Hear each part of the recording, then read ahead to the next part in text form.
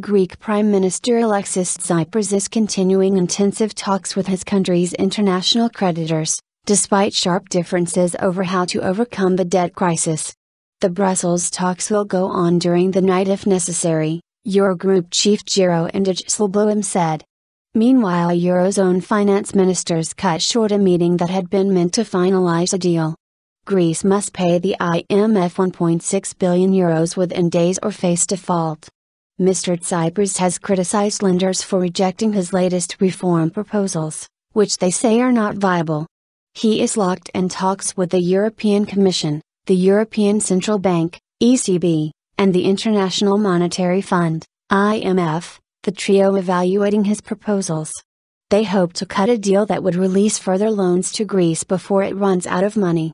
But after several hours of talks earlier on Wednesday, officials said there was little sign of a breakthrough, with differences over whether the reform plan should have an emphasis on tax rises or pension and spending cuts.